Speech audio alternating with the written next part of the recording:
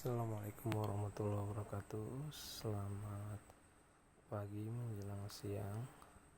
Berjumpa kembali bersama mata kuliah kewarganegaraan di pertemuan ke-6 ya, menyambung dari pertemuan sebelumnya bahwa kita telah mengetahui apa yang dimaksud dengan Indonesia sebagai negara hukum. Nah, pada pertemuan kali ini kita akan membahas kelanjutan dari materi sebelumnya, yaitu Indonesia adalah negara hukum dan Indonesia juga memiliki hak asasi manusia. Sebelum kita membahas lebih lanjut hak asasi manusia yang ada di Indonesia, ya, kita harus juga mengetahui bahwa sebelum adanya hak asasi manusia di Indonesia, terlebih dahulu juga di negara-negara lain sudah menggunakan konsep tentang hak asasi manusia dan menjunjung tinggi konsep-konsep dari hak asasi manusia itu sendiri. Oke, yang pertama adalah negara hukum dan hak asasi manusia itu merupakan dua sisi mata uang yang saling keterkaitan. Di mana ada negara hukum, pasti di situ juga menjunjung tinggi hak asasi manusia dan warga negaranya.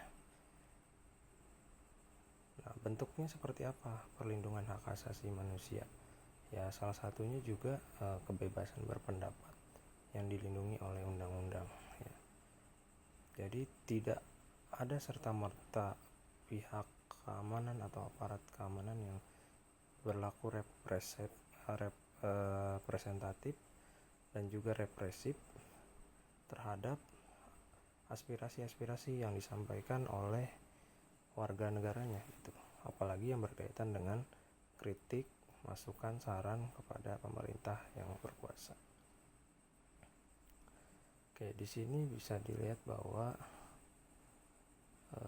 keberadaan suatu negara hukum menjadi prasyarat bagi terselenggaranya hak asasi manusia dan kehidupan yang demokratis.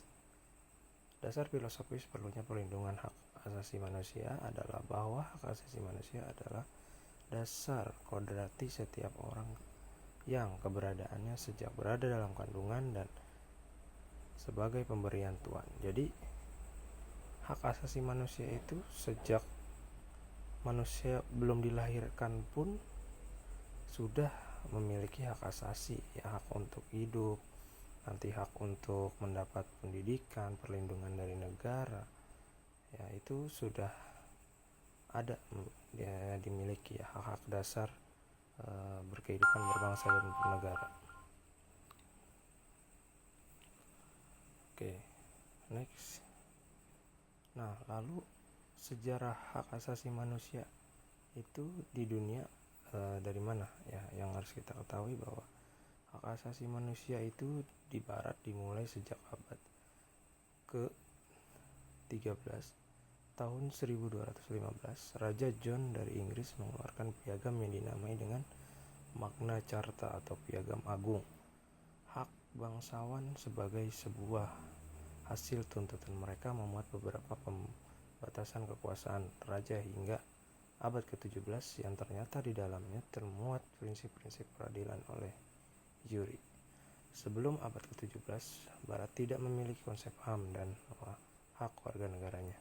Pelaksanaan konsep itu baru ditemukan abad 18, yaitu dalam Konstitusi Amerika Serikat dan Prancis. Jadi sejak dahulu, ya, HAM itu sudah ada, ya. Bahkan sejak abad ke-13 pun sudah ada gitu. Dimulai di Amerika dan di Prancis. Nah, lalu apa saja konsep dari HAM? Ya, di sini ada 3 poin. Yang pertama, Magna Carta yang diperoleh oleh baron-baron Inggris dari King John pada tahun 1215 yang merupakan naskah masyhur di Eropa yang mengakui hak kemerdekaan diri. Yang kedua, Petition of Right yang diberikan Raja Charles I kepada rakyat Inggris pada permulaan pemerintahan dalam tahun 1628 yang memuat pengakuan kemerdekaan diri agresor. Dan yang ketiga, Habeas Corpus Act pada tahun 1679 dinamakan juga The Bulwark of the British Constitution, adalah undang-undang untuk menjamin tidak bolehnya seseorang ditangkap dan ditahan dengan tindakan semena-mena kecuali menuntut aturan perundang-undangan. Jadi memang ketentuan hak asasi manusia itu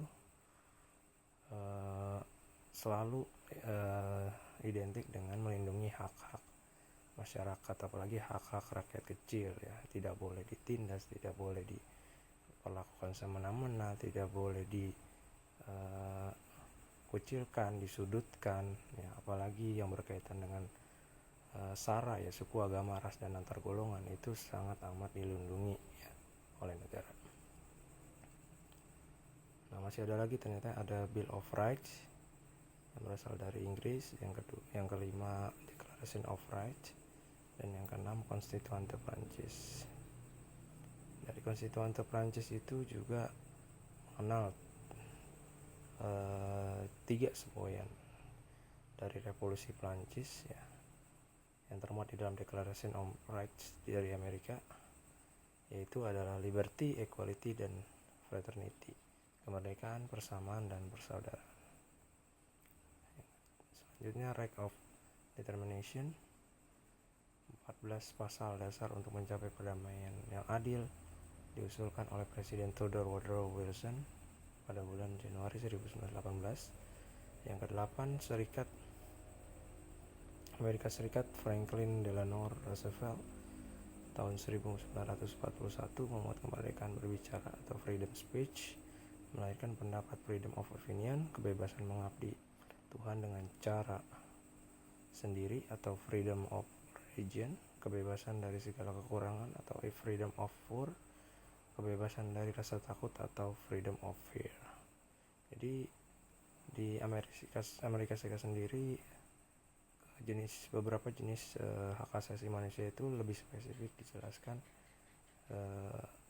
lebih mengakomodir semua kebutuhan rakyatnya ya, dari kebebasan berpendapat, kebebasan mengabdi kepada Tuhan dan caranya sendiri, kebebasan dari segala kekurangan, dan juga kebebasan dari rasa takut. Nah, setelah kita mengetahui beberapa sejarah atau beberapa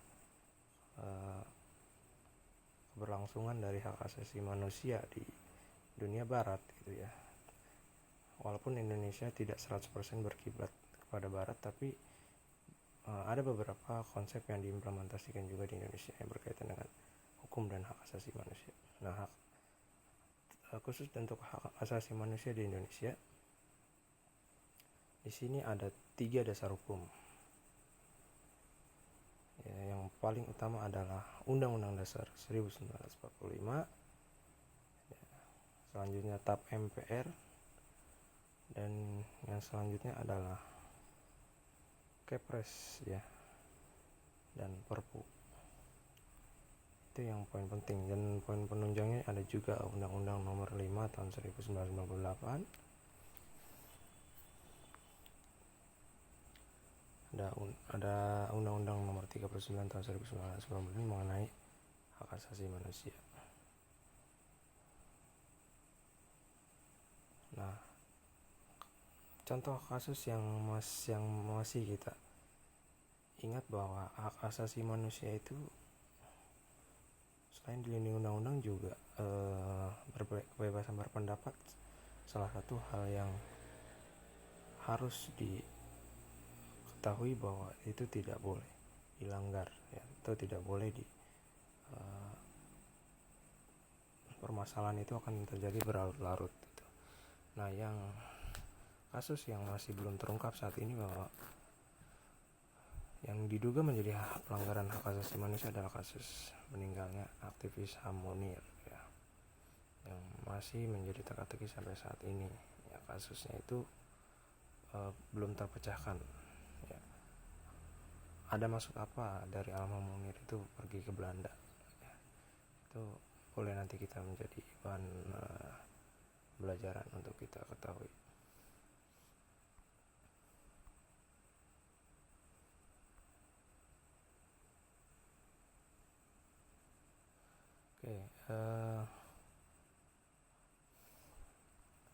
Nah, di sini ada beberapa poin utama dari hak asasi manusia yang kita harus ketahui bahwa adanya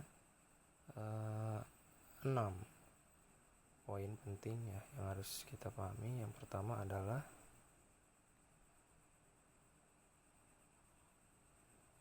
hak asasi manusia itu sendiri ya, yang meliputi hak asasi pribadi. Poin utamanya adalah kebebasan berpendapat, kebebasan beragama, yang selanjutnya kebebasan bergerak, dan kebebasan yang lainnya. Yang kedua, kebebasan hak ekonomi yang meliputi hak memiliki, hak manfaat, hak membeli, dan hak menjual. Yang ketiga, hak asasi sosial dan kebudayaan. Yang komponen utamanya adalah hak mendapatkan pendidikan, hak mengembangkan kebudayaan. Yang keempat, hak asasi prosedural yang meliputi mendapatkan keadilan, peradilan, dan perlindungan. Dan yang selanjutnya, hak asasi dalam perlakuan yang sama ya, yang meliputi hukum, pemerintahan, dan lain-lain. Dan yang selanjutnya adalah hak asasi politik, yaitu hak untuk memilih, dipilih, dan berorganisasi. Nah, poin-poin yang sering kita harus pahami bahwa di dalam hak asasi manusia itu yang akan selalu ada, yaitu pertama hak berpendapat ya, menyatakan pendapat di muka umum, baik itu secara lisan, tulisan, maupun media cetak, elektronik, ataupun media sosial. Kebebasan beragama ya, sudah kita tahu bahwa ada 5 agama yang ada di Indonesia, dan semua itu harus hidup rukun dan saling bertoleransi. Selanjutnya, kebebasan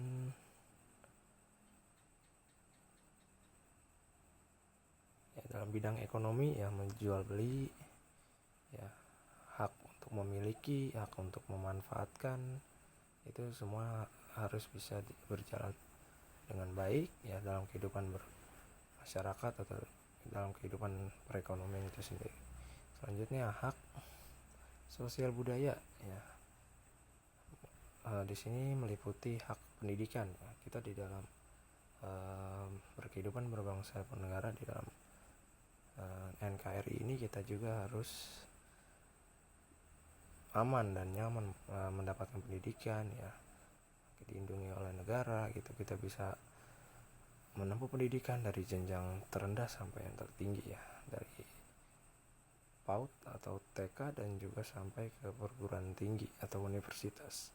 Itu semua dilindungi oleh negara, walaupun memang tidak 100% disubsidi oleh pemerintah, tapi kita patut mensyukuri bahwa kita bisa belajar secara aman, damai, tidak ada gangguan sedikit pun ya, tekanan dari negara lain ataupun yang lainnya. Hanya saja mungkin kita sedang diuji sekarang dengan adanya pandemi COVID-19, tapi dengan adanya itu kita bisa belajar bahwa kita bisa mempelajari keilmuan ya, teknologi ya, bidang IT yang tadinya kita belum tahu bagaimana cara belajar dari rumah secara virtual, secara video. Tapi sejak adanya pandemi ini kita bisa belajar bahwa belajar itu bisa dilakukan di mana saja, kapan saja, tanpa adanya batasan ruang dan waktu. Yang selanjutnya, dapat mengembangkan kebudayaan ya, mendapatkan keadilan, peradilan, dan perlindungan. Ya, sudah otomatis bahwa kita negara hukum ya, hak asasi manusia kita dilindungi oleh hukum, dan setiap ada permasalahan yang berkaitan dengan hukum, kita juga wajib bisa melindungi atau mengajukan diri kalau misalkan kita ada permasalahan kepada teman ataupun kepada sama manusia ya.